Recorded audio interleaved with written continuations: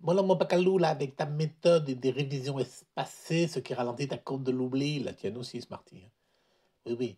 On a vu aussi que tu diversifies tes révisions avec des œufs, des quiz, ce qui ralentit un peu plus ta courbe de l'oubli, la tienne aussi, Smarty. Et même que tu as mis en place un système pour bien gérer tes révisions, quoi quand. Le système de Leitner, oui, c'est ça, Smarty. Oui, si tu veux, Leitner. Puis arrête de m'interrompre tout le temps, hein, c'est moi que je parle. En tout cas, tout cela finalement, ça permet de renforcer des ancrages existants, c'est ce que tu dis, dans ta mémoire long terme. Mais ça ne crée pas de nouvelles connexions, de nouvelles amorces. Ah, c'est à moi. Ok. Tout à fait, Smarty. Eh bien, voyons maintenant ensemble comment améliorer un peu plus notre système pour avoir une courbe de l'oubli encore plus lente.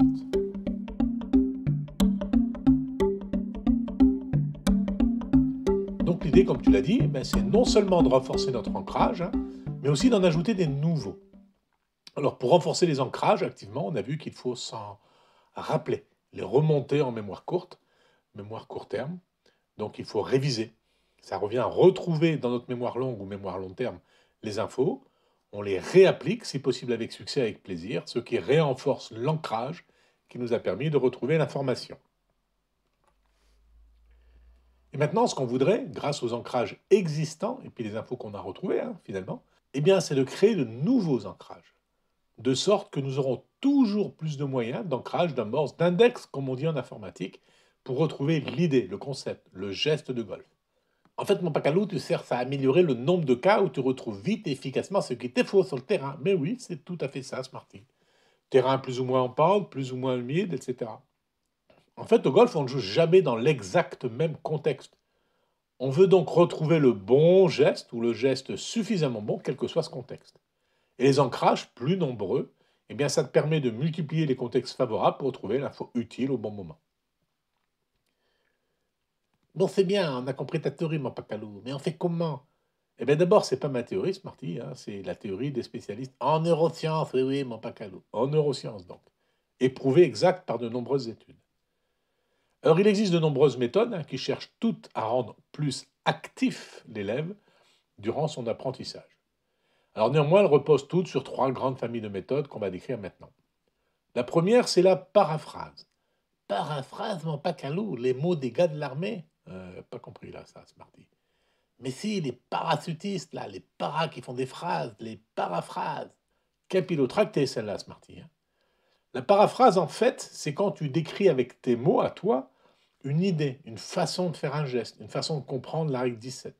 Tu t'appropries l'idée, tu la lis avec tes propres champs lexicaux, sémantiques, physiques. Et cela crée des amorces supplémentaires très puissantes, car tu alimentes et tu complètes ta connaissance du golf en cohérence de ce que tu sais déjà.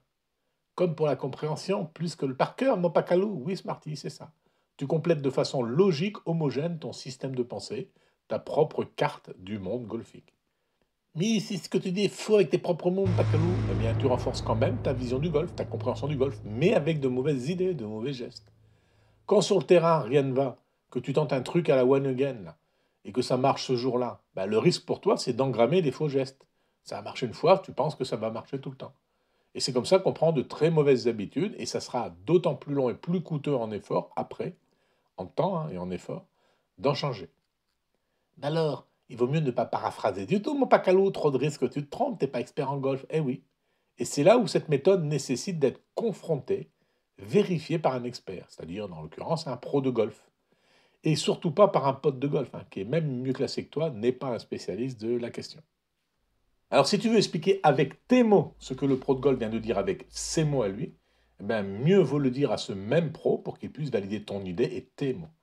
Alors, de toute façon, hein, si c'est un geste, il ne va pas se contenter de dire que tu as compris, il va le vérifier au practice, il va te faire taper une dizaine de balles, une vingtaine de balles. Compris, mon pacolo, compris.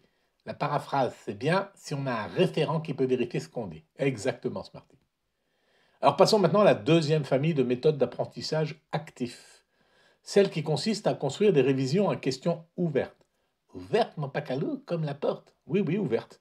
Mais c'est pas aussi binaire qu'une porte, Smarty. Hein. C'est pas ouvert ou fermé. C'est une question sans réponse prédéfinie, une question ouverte. Par opposition au quiz sur une règle de golf ou les détails techniques du jet du demi-swing, par exemple, qui te propose des questions fermées, précises, à réponse unique. Tu sais ou tu sais pas. En fait, on le voit sur les notes, par exemple, en école d'ingénieur. La moyenne sur 20 des notes obtenues à un quiz est généralement de 5 ou 6 points plus élevée qu'un TP sur table, c'est-à-dire où il faut retrouver soi-même les réponses sans aucune proposition prédéfinie. Eh bien, c'est pareil dans l'apprentissage du golf. Une question ouverte sur une règle, par exemple. Ou alors une mise en situation dans un contexte jamais joué, balle basse et en pente au même moment. Tu as fait les balles basses, tu as fait les balles en pente, mais tu n'as pas fait les deux au même moment, etc. etc. Alors attention, Smarty, hein, les deux méthodes sont bien. Les quiz sur une règle, le geste répété au practice, les putts de 1 mètre, etc., c'est très bien. Ce sont des points basiques, des fondamentaux de mon golf. Et les questions ouvertes, qui ouvrent nécessairement ta mémoire à plus de choix, tes choix, eh bien, ça ancre mieux les bonnes réponses le cas échéant. Une question ouverte, par exemple, serait de te demander qu'as-tu le droit de faire si ta balle tombe dans l'eau? Autre exemple, tu es sur un green à double plateau à 10 mètres du trou. Qu'est-ce que tu fais? Je comprends ton idée, mon pacalou. Hein. Mais comment tu sais que tu as une bonne réponse à une question ouverte? Eh bien, c'est comme tout à l'heure, il te faut un référent, un pro de golf qui vérifie tes réponses. Ou alors, tu es en train de taper une balle sur un double plateau, 10 mètres du trou, bah, tu verras bien si ça rentre ou pas. Hein. À une même question, d'ailleurs, il peut y avoir plusieurs bonnes réponses.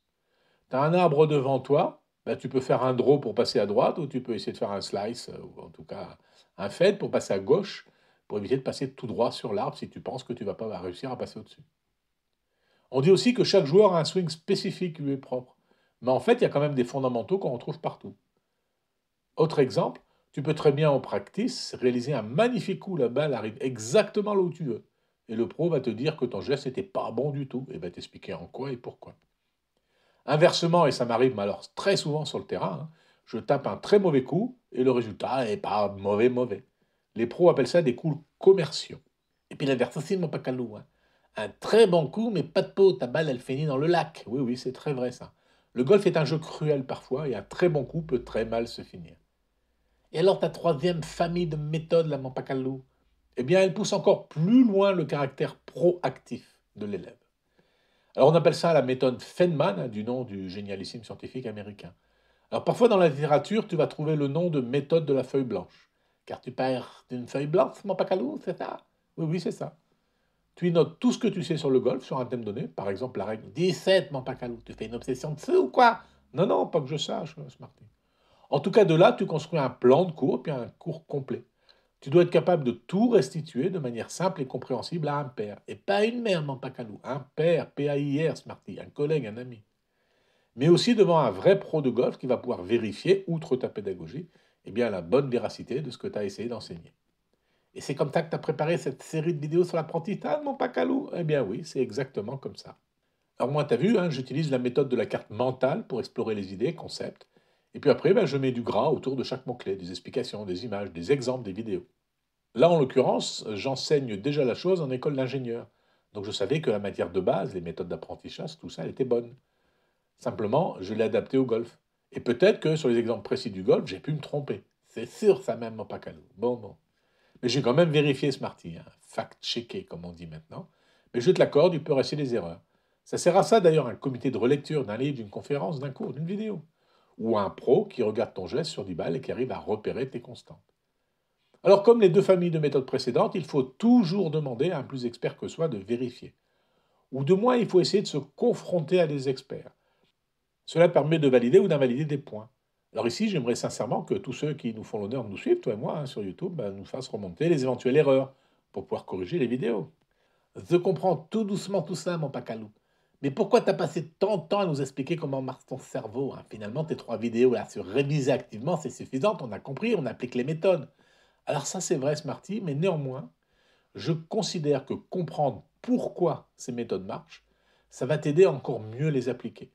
On appelle ça la métacognition, c'est-à-dire réfléchir sur la manière dont on réfléchit. Eh bien, nous en reparlerons la prochaine et dans la dernière vidéo de cette série, Smarty. Zéat, mon pacalou, zéat.